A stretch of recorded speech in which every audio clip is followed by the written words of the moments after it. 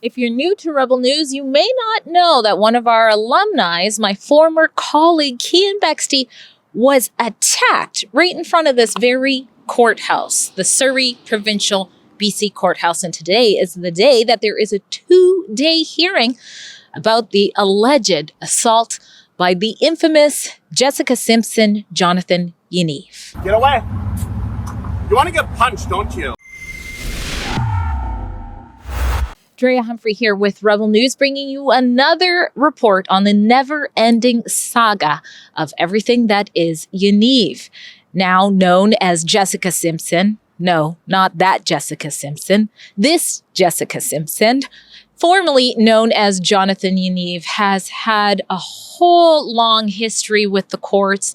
Anything from suing immigrant women trying to make a living as beauticians, to reportedly sending explicit text messages to underage teens, to whacking our very own David Menzies with a hot pink cane. Jonathan, why do you send sexually explicit messages to young girls? Hey, go away. Go away. Huh? My iPad. Why don't you? Huh?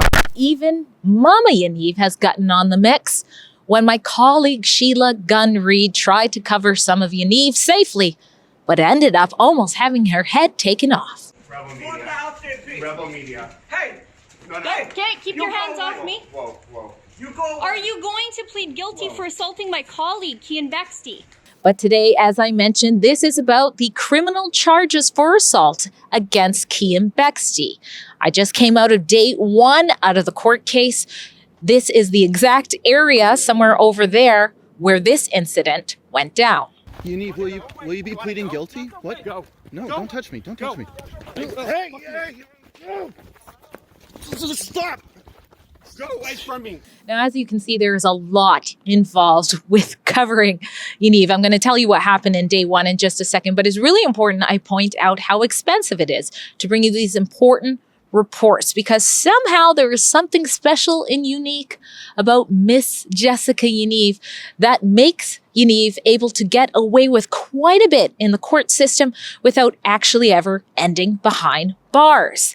And to be here so that my head doesn't get taken off, we had to hire a bodyguard today.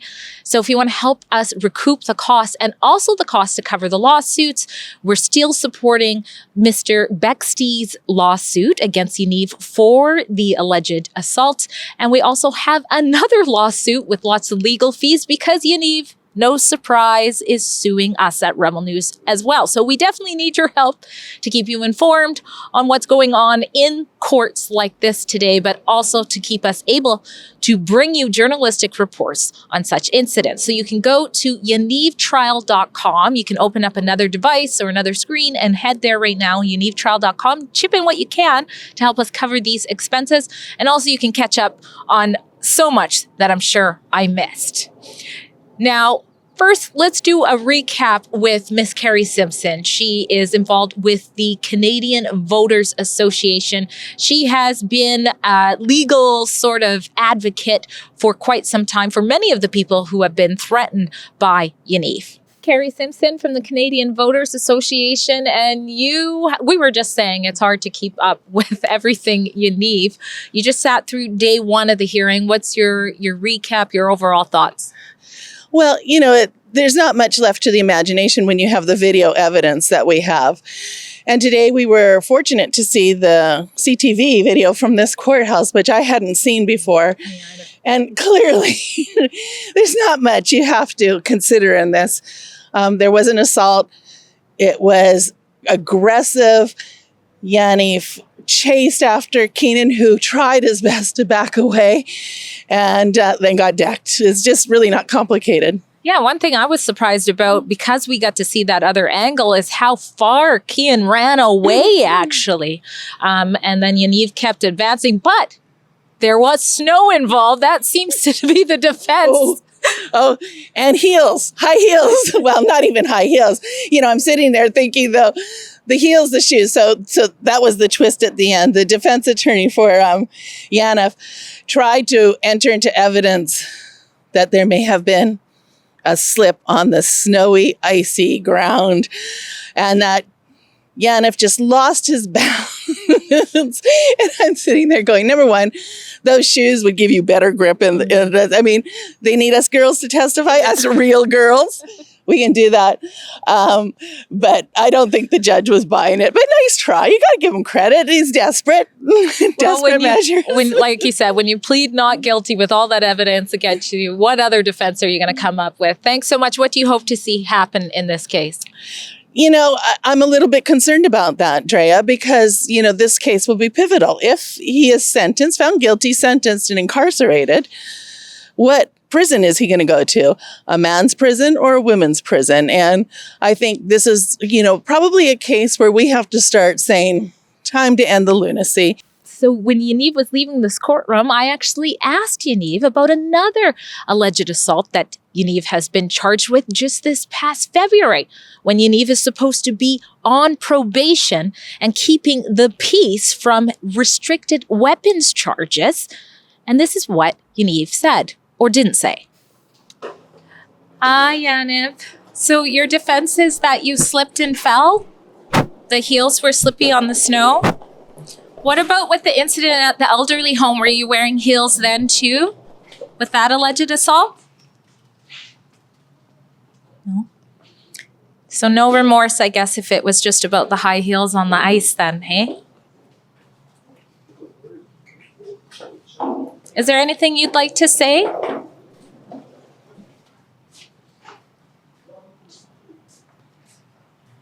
Now, according to documents posted at meowmix.org, Jessica Serenity Simpson has received more criminal charges. The first one is an offense of assault, the second an offense of giving false alarm of fire, and the third committing an offense of reporting offense committed when it was not. Now, if you look further on meowmix.org, the alleged reported story is that Yaniv this time assaulted an elderly person in Mama Yaniv's strata. I'm not sure if it's an elderly home or assisted living. I refer to it as an elderly home when I asked Yaniv about this very incident.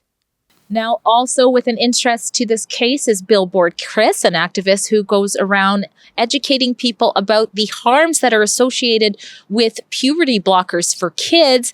And Elston was actually threatened by Yaniv. Here's what he had to say about day one in court. Here at court today is Billboard Chris Elston. Now, if you're new to the whole Jessica Simpson, formerly known as Jonathan Yaniv saga, then you don't know that you're a key part here. And actually, your case is coming up next. First question is, what are you hoping to see happen here during this hearing?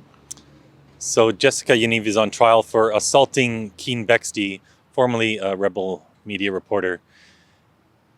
Jessica assaulted Keean right outside this courthouse on January 13th, 2020. I was here that day. I didn't witness the assault, but I'm hoping that Jessica gets a guilty verdict because that'll do a few things. Jessica already has a guilty verdict for possession of 2 tasers from a year or 2 ago. That was going to have a conditional discharge. So another guilty verdict will eliminate any conditional discharge. It'll prohibit him from being able to acquire weapons. We're actually going to trial next month. Crown has pressed charges against Jessica Yaniv for threatening to murder me and for 2 counts of public mischief as well. Jessica had called into the police that I'd sent a bomb threat and things like that. So these criminal convictions all need to add up because it's very important. If we want to get this person jail time, they don't normally put people in jail just for 1 or 2 convictions. The more that add up, the better chance we have of putting this person behind bars, which is also unfortunate in one respect because it's very likely that Jessica Yaniv would go to a women's prison. And let's show a clip of uttering threats to your life. Stop. I will kill you. You're going to send another bomb threat to my phone? I'm watching you. Get away from my car. Get away from my car. So that's about the meat and potatoes about what took place in day one of this case, except for the first hour of this case was really the discussion on whether or not the matter would be heard at all because Bexte was not able to fly here from Alberta. He has flu-like symptoms, so the airline said no, and he did have a doctor's note saying that. So since Bexte is the only witness for this case, the judge had to go through some things and decide whether or not they could continue on this way, which of course they did. So you're going to stay tuned at yanivtrial.com for updates on what happens in day 2. Will there be charges? Will there be jail time? I don't know. And you're also going to stay tuned for an interview with Mr. Keean Bexte, my former colleague as well. So, Drea Humphrey for Rebel News.